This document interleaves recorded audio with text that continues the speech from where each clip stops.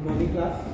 आज हम पढ़ने वाले हैं इंटीग्रल पढ़ने वाले हैं। इंटीग्रल से क्या मतलब है हमारा? इंटीग्रल से जैसे हम बोलते हैं करके इंटीग्रेशन। इंटीग्रेशन में हमारा क्या होता है कि हम जैसे कुछ एरियाज होते हैं, उनको एरियाज को जब हम क्लबिंग करते हैं, मतलब उनको हम जब जोड़ देते हैं तो उसको हम क्या बोलते हैं? इंटीग्रेशन करते हैं। मतलब बहुत सारे एरिया हमारे अलग अलग अलग टुकड़ों में हैं, उनको हम क्या करें, स्ट्रिप टाइप के हमारे हैं, उनको हम जोड़ देते हैं जब, तो उनको क्या बोलते हैं? इंटीग्रेशन। भाई कहते हैं कि इंटीग्रेट कर दे रहे हैं, तो मतलब इकट्ठा कर दे रहे हैं। हमारा जो चैप्टर है वो क्या है? इंटीग्रेशन।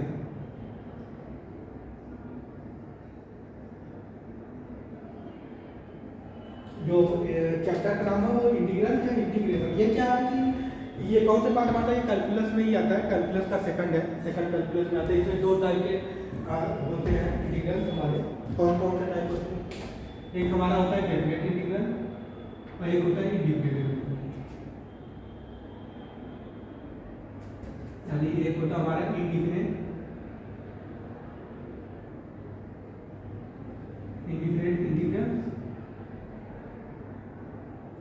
और दूसरा हमारा जो होता है वो कैसा होता है? डेफिनेट।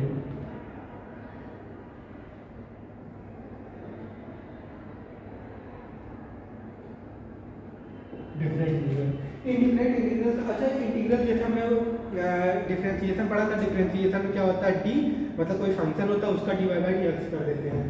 मान लीजिए वाई एक फंक्शन है, तो वैसे इंटीग्रल का जो स्टार्ट होता है ना वो इसका पहले देखिए नोटेशन कैसा होता है, इसको हम ऐसे डिफाइन करते हैं। ये हमारा क्या होता है? इंटीग्रेशन का क्या होता है कि ये इंटीग्रेशन का नोटेशन है। यहाँ पर जब हम और अब कैसे डिफाइन करेंगे? हमारे इंटीग्रल पे इनडिफाइंड है और डिफाइनाइट है और इनडिफाइनाइट है। तो अगर यहाँ पे हमारा जब लिमिट देते हैं, ठीक है, इसे हम क्या बोलते हैं? लोअर लिमिट बोलते हैं, लोअर लिमिट।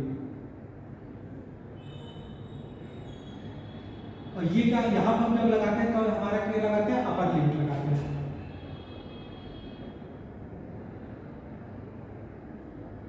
ठीक है। ये हमारा क्या होता है? अपर लिमिट हो जाएगी और इंटीग्रल में हमारा इंडिफिनिट इंटीग्रल और डेफिनेट इंटीग्रल हो जाएगा।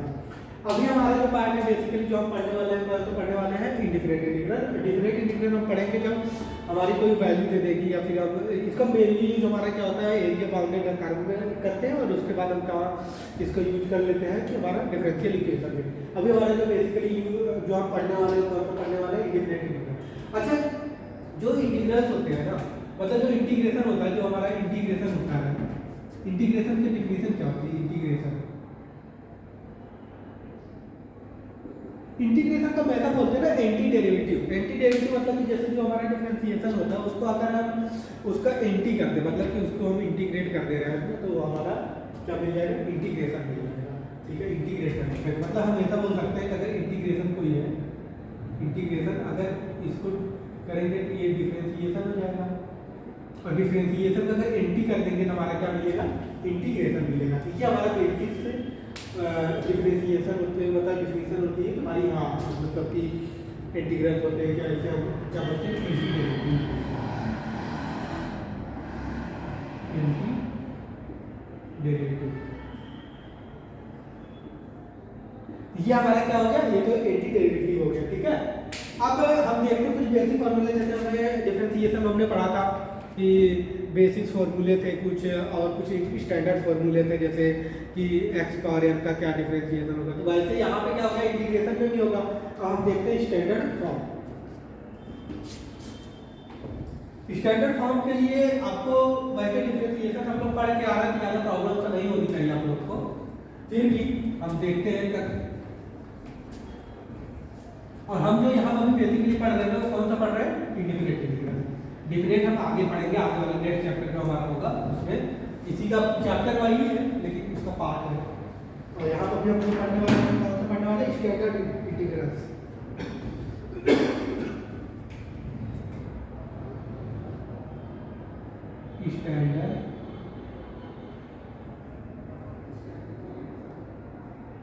स्टैंडर्ड इंटीग्रल्स जो हमारा पहला होता है, पहला आपको पता ही है कि वहाँ पर डिफरेंशिएशन में भी हमने पढ़ा था एक्स पावर है, यहाँ पर भी हमारा वही है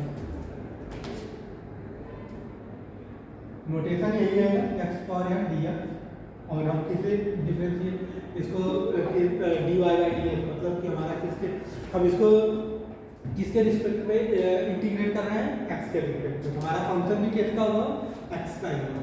तो ये कितना होता है, x power n plus one upon n plus one plus सी। अब सी के बाद सी को क्या बोलते हैं, इंटीग्रल कांस्टेंट बोलते हैं, क्योंकि हमने अभी देखा ना कि एंटी डेरिवेटिव होता है। अगर मान लीजिए केवल ये फंक्शन होगा, हम इसका अगर हम डेरिवेटिव करेंगे, इसका डेरिवेटिव करेंगे तो क्या होगा कि ये पावर आगे आ जाएगा, एन प्लस वन आगे आ जाएगा, एन प्लस वन से एन प्लस वन बढ़ जाएगा, माइनस वन करेंगे तो एक्स पावर एन।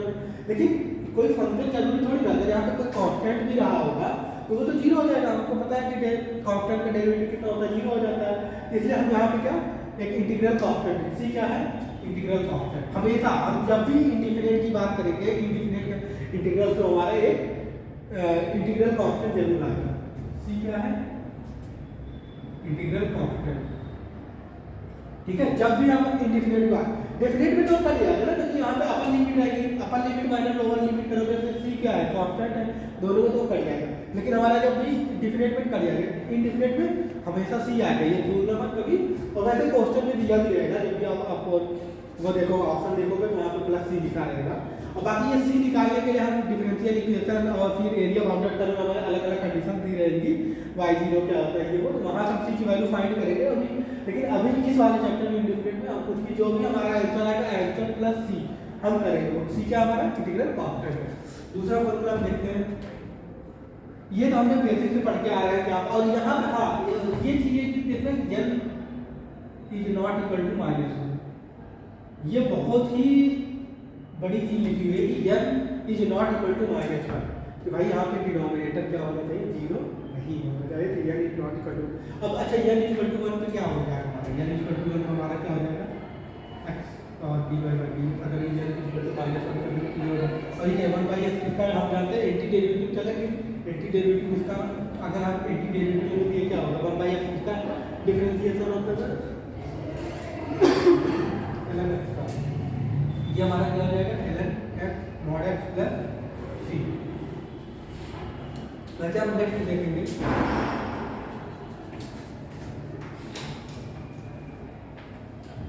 नेक्स्ट हम देखेंगे cos sin x dx।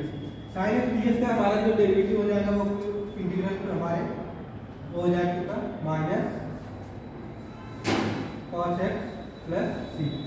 जब भी हम हमारा इंटीग्रेशन करने के बाद जब भी c आएगा ना, मतलब c से कोई भी अगर ट्रिग्नोमेट्रिक फंक्शन आएंगे तो वहाँ पर हमारा क्या लग जाएगा, पहले माइनस लग जाएगा। Third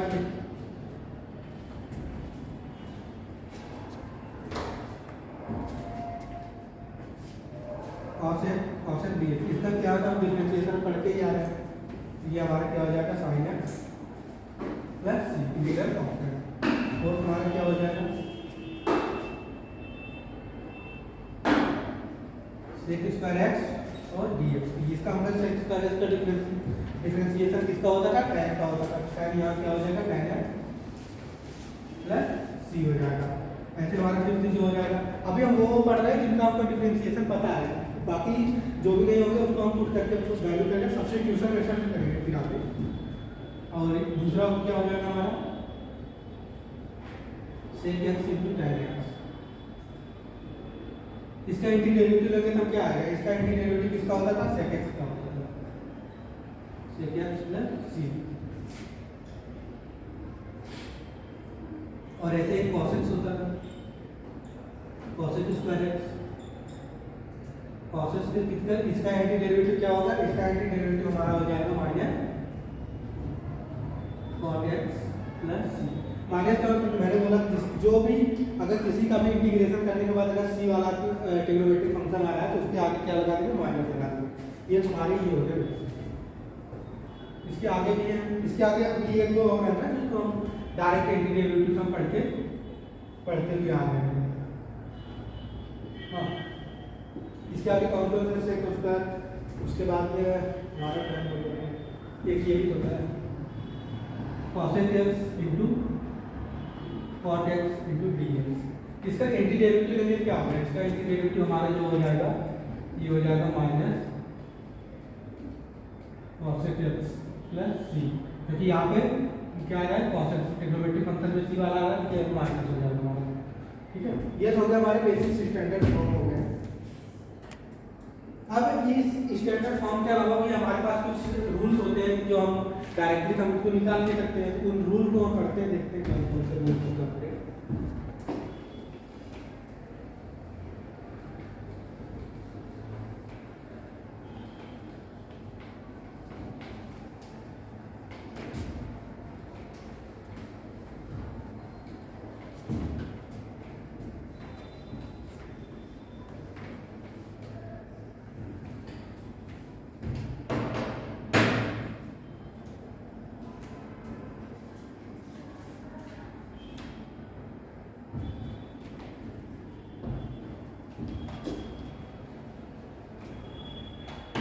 rules of integration.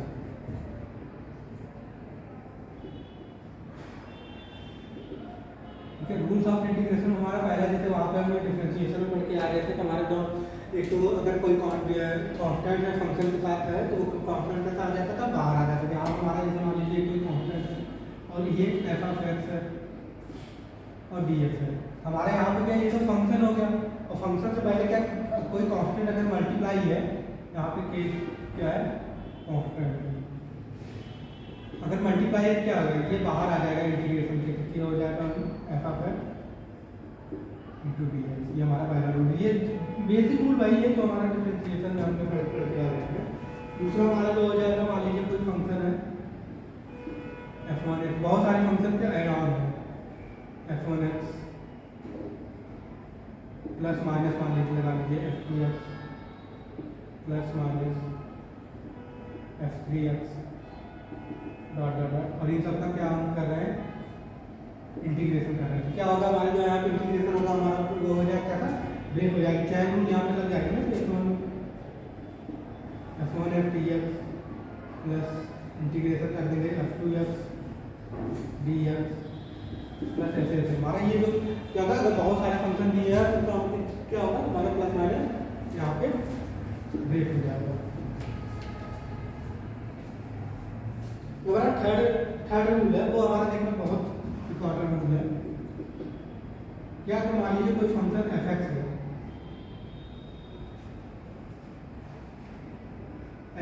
अगर इसका हम इंटीग्रेशन करने के बाद क्या होगा, function f of x plus C आ रहा है।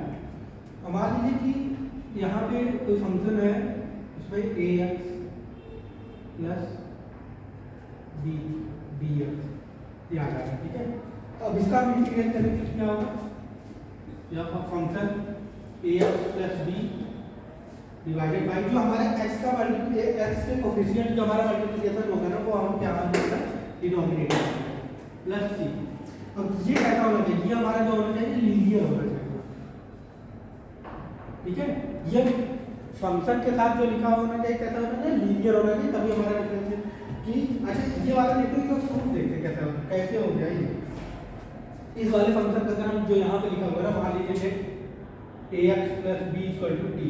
ठीक है, इसको टी ले लेंगे हम, क्या हो जाएगा, इसका अगर डिफरेंशिएशन करेंगे हम, a into d x equal to क्या हो जाएगा, डी टी हो जाएगा, डी एक्स इक्वल टू कितना हो जाएगा, 1 by a into D T ना। तो फंक्शन वाला देखना ये क्या हो जाएगा, F of T D T, और ए हमारा कैसा था, ए कांस्टेंट है तो कहाँ आ जाएगा, बाहर आ जाएगा। ठीक है, और ये हमारी क्या एफ टी हमने अभी देखा ना, ये वाली रूल से ये हमारा क्या हो जाएगा, 1 by a into f of t plus c, और टी हमारा क्या है, टी की वैल्यू पुट कर देंगे 1 by a f of a x plus b plus c. तो बेसिकली जो यहाँ पे जो सिनेरियो हो रहा है ना, वो हमको पुट करके हो रहा है, ए एक्स प्लस बी को हम टी पुट करने के बाद ये। लेकिन अगर हम डायरेक्ट याद कर ले, अगर कोई फंक्शन है लीनियर है, ठीक है, लीनियर है तो उसका डायरेक्ट इंटीग्रेशन क्या होगा, फंक्शन अपॉन जो उसका कोफिशिएंट है ना, कोफिशिएंट से डिवाइड कर दीजिए, तो वो हमारा क्या हो जाएगा, डायरेक्ट इंटीग्रेशन। ये तीन हमारे बेसिक रूल है, और ये इंटीग्रेशन में चलते रहेंगे, इसके आगे रूल्स। और बाकी आप देखते हैं कुछ स्टैंडर्ड फॉर्म, कौन से फॉर्म होते हैं, क्या सब्स्टिट्यूशन मेथड कौन सा होता है, कैसे आगे के हम इंटीग्रल्स कैसे सॉल्व करेंगे, जो बड़े बड़े आएंगे। ये तो बेसिक रूल हो गए जो हम डिफरेंशिएशन में भी पढ़ते हुए आ ही रहे हैं।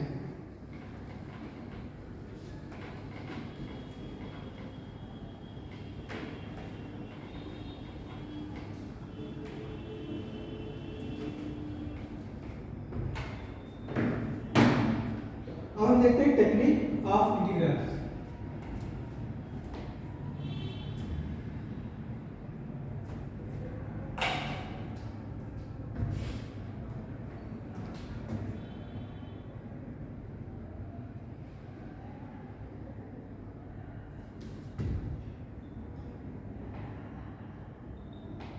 टेक्निक ऑफ इंटीग्रल्स मतलब क्या है कि हम सॉल्व करने के लिए कौन कौन सा टेक्निक यूज करेंगे जो इंटीग्रल्स को हमारे सॉल्व करने के लिए। बेसिकली मेनली 4 ही टेक्निक है, बाकी आगे फॉर्मेट बदलते रहते हैं, फॉर्मेट के हिसाब से हम देख लेंगे। लेकिन अभी यहाँ पे जो हमारे पास टेक्निक है ना, पहली हमारी कौन सी है, सब्स्टिट्यूशन टेक्निक।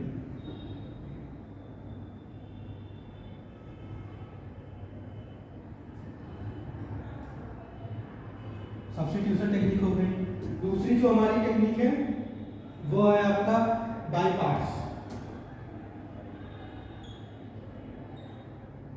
बाय पार्ट्स ये किसके लिए करेंगे, इंटीग्रेशन बाय पार्ट्स हम यूज करेंगे ताकि हमारे जो फंक्शन होंगे ना इसी या बाय पार्ट, और जिसको हम प्रोडक्ट रूल भी करते हैं।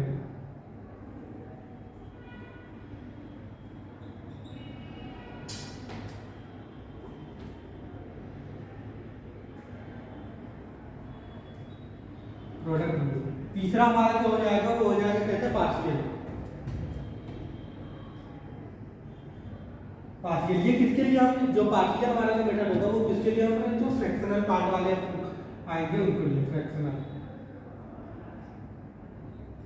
और थर्ड हमारा जो आएगा ना, जो फोर्थ मतलब थर्ड का फ्रैक्शन हो गया, जो हमारा फोर्थ आएगा वो कैसा आएगा, मिसलेनियस आएगा।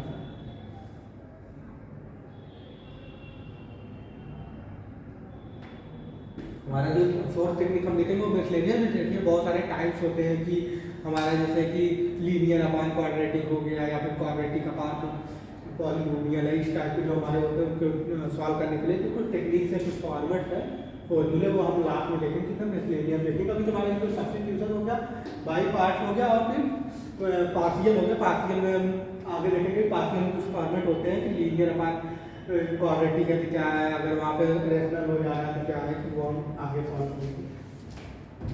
अभी जो हमारा मेन है वो है क्या था, सब्स्टिट्यूशन। सब्स्टिट्यूशन से देखते हैं कैसे क्वेश्चन सॉल्व होते हैं, इजीली हो जाते हैं। कुछ क्वेश्चन देख लगेंगे नहीं कि सब्स्टिट्यूट क्या करना है, तो हमको ये देख के पता होना चाहिए कि क्वेश्चन में कैसे सब्स्टिट्यूट करना है, कौन से पार्ट को देखना है, डिनोमिनेटर को देखना है। बेसिकली सब्स्टिट्यूशन में ना हम डिनोमिनेटर को देखते हैं, क्योंकि डिनोमिनेटर से पता चलेगा कि हमारा जो डिनोमिनेटर है वो बन रहा है कि नहीं। अगर डिनोमिनेटर से कि और डिनोमिनेटर क्या करना है, हमको टी पुट करना है, टी की क्या डिफरेंट उसको डिफरेंशिएट करेंगे, डिफरेंशिएट करके कुछ प्लस करना है, माइनस करना है, कुछ भी करके मतलब कि डिनोमिनेटर बनाना है, तो भाई हमारा डिनोमिनेटर बन जाए।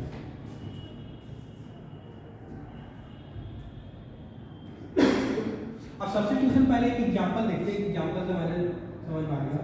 मान लीजिए ये है cos ln x upon x और dx। अब यहाँ पे भी कुछ देख के तो लग नहीं रहा हम क्या सब्स्टिट्यूट करें यहाँ पे। अच्छा 1/x हमको पता है कि किसका डिफरेंशिएशन होता है, ln x का होता है, ln x को डिफरेंशिएट करेंगे तो 1/x आता है। तो पुट करके देखते हैं थोड़ा, देखते कुछ आगे बनता है कि नहीं। Put ln x equal to t। तो इसका अब क्या करेंगे, जब भी हम पुट करेंगे ना वो फिर इंटीग्रेशन नहीं करेंगे, फिर हम डिफरेंशिएट करेंगे। इसका डिफरेंशिएशन कितना होगा, 1/x dx, और ये किसके इक्वल होगा, dt इक्वल होगा। ये तो हमको पता चल गया कि ये चीज हमारे गिवन है, dx अपॉन x, ठीक है, dx अपॉन x हमको पता है, ये किसके इक्वल है, dt इक्वल है। देखते क्या हो गई, और cos और ln x equal to t किया है dt। हमको पता है cos क्या होता है, cos का इंटीग्रेशन कितना होता है, sin t plus integration cos का sin हमको पता है, sin के साथ t है, t की वैल्यू फिर पुट कर दो, ये कितना हो जाएगा sin ln x plus c। ये हमारा क्या हो गया।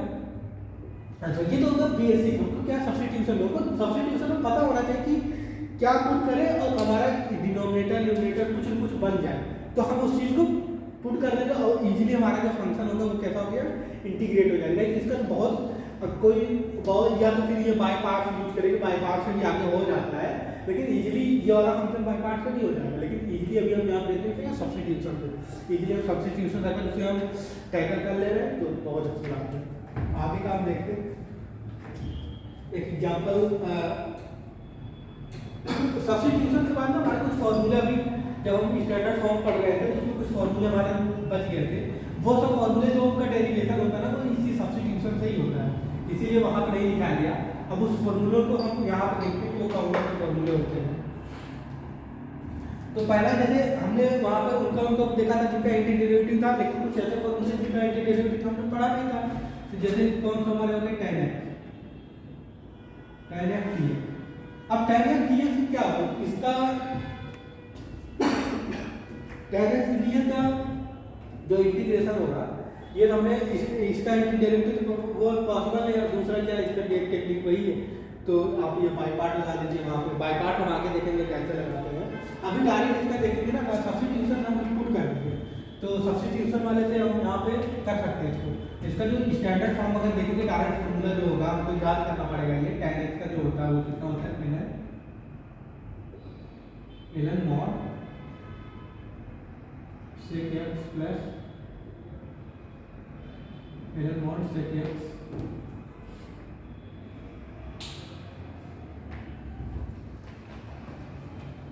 इसका जो डायरेक्ट फॉर्मूला कितना हो जाएगा,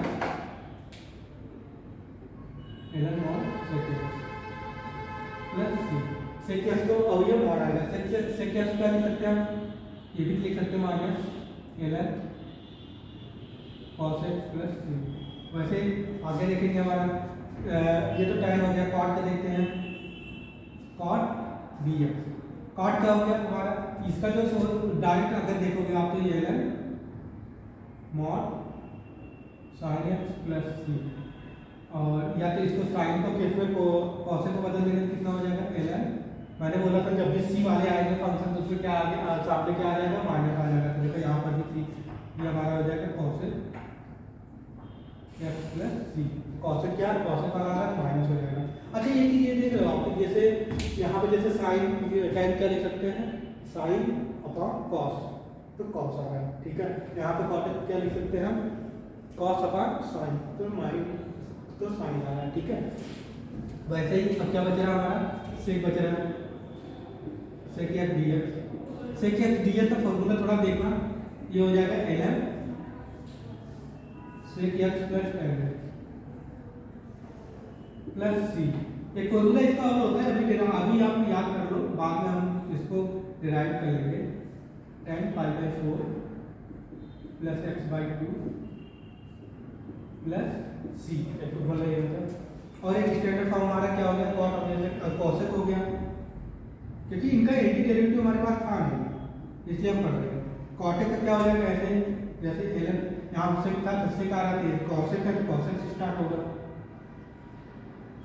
cosec x minus cot x, और इसको अगर इसका प्लस c, और ये वाला जैसे यहाँ पे इसको आगे हम सॉल्व करके, ये फॉर्मूला है वैसे इसको आगे हम सॉल्व करेंगे, हमारा आ जाएगा ln tan x/2 plus c। अभी हम देखते हैं ये हमारे हो गए चार फॉर्मूले। जब ये फॉर्मूला कैसे आएंगे, ये हमारे आएंगे सब्स्टिट्यूशन मेथड से आएंगे। वहाँ पर हम डायरेक्ट इसलिए नहीं बताया कि वहाँ पर भी हम सब्स्टिट्यूशन पढ़े रहे थे। बाकी ये हमारे चारों कैसे हैं। एक इसमें फॉर्मूला देखते हैं हमारे ये sec x का, क्योंकि ये तो चलो ठीक है, यहाँ तक तो समझ में आ जाएगा। इसका सॉल्व करने का टेक्निक है, कभी बोर्ड वगैरह में आ जाता है कि sec x का चूज करना है, ये तो उसको 2-3 नंबर में हम देखते हैं कैसे सॉल्व होता है। ये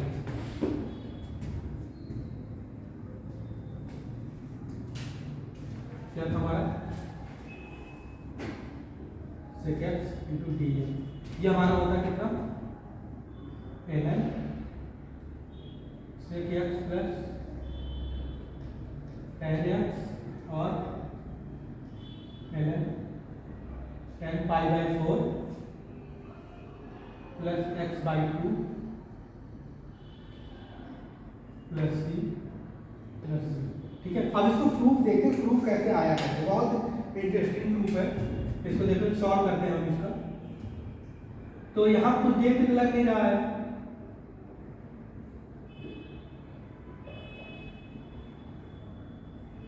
ठीक है। अब यहाँ पर क्या करते हैं, मल्टीप्लाई कर देते हैं sec x plus tan x upon sec x plus tan x into dx। आगे इसको सॉल्व करते हैं, मल्टीप्लाई क्यों मल्टीप्लाई कर दिया उसको देखते हैं कि कुछ बन जाता है क्या। अगर बन जा रहा तो ठीक है, नहीं तो फिर हटा दें। देखिए मल्टीप्लाई करते हैं इसको कहते हैं sec square X plus tan x into sec X upon sec X plus tan x, ये हमारा dx हो गया। अच्छा ये आपको कुछ देख लेना क्या सेक स्क्वायर एक्स है, सेक स्क्वायर एक्स है प्लस tan x है इंटू सेक एक्स है। ये हमको पता है कि सेक स्क्वायर एक्स का डिफरेंशिएशन होता है tan x का होता है, और ये sec X into tan x कितना होता है सेक। अगर इस चीज को हम पुट कर दें जो ये है इसको अगर हम ये पुट t, अगर इसको t पुट कर दे रहे तो हमारा क्या हो जाएगा देखना, ये हो जाएगा हमारा सेक स्क्वायर एक्स tan क्या करते हैं sec square X into sec X into tan x, और ये हमारा कितना हो जाएगा dx इक्वल टू dt। तो हमने इसको t पुट किया था तब देखना है ऊपर क्या बन जाएगा, ऊपर क्या हो जाएगा डायरेक्ट ये क्या है, ये तो dt लिखा हुआ dt अपॉन नीचे क्या था ये t था,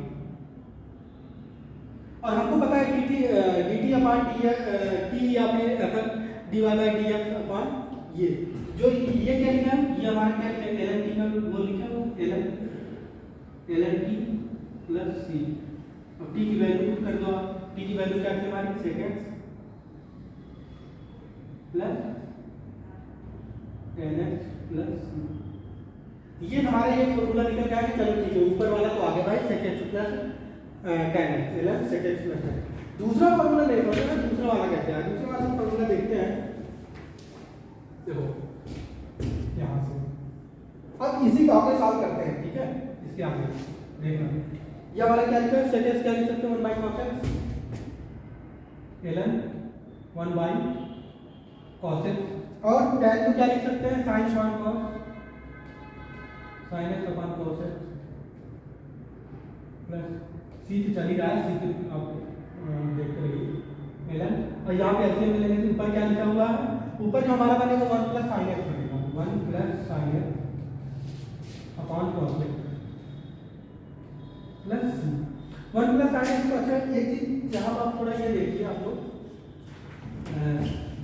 ये मिटाते हैं नोट कर दिया क्योंकि काफी बड़ा हो जाएगा डेरिवेशन इसका।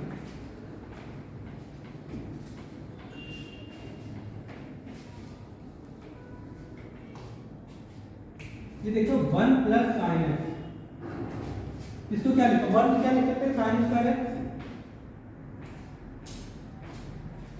x by 2 plus cos। हमको पता है कि डिग्री कुछ भी हो, मतलब थीटा कुछ भी हो, हाफ एंगल हो या फिर पूरा हो, कैसा भी हो कोई मतलब नहीं है, sec square x bye 2।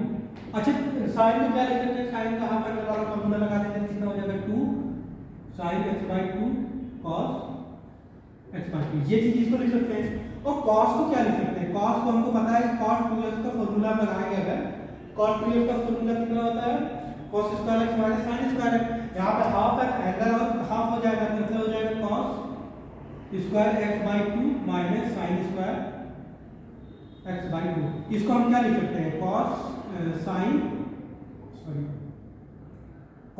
x by 2 minus sin x by 2, a square minus b square का फॉर्मूला लगा देते हैं यहाँ पे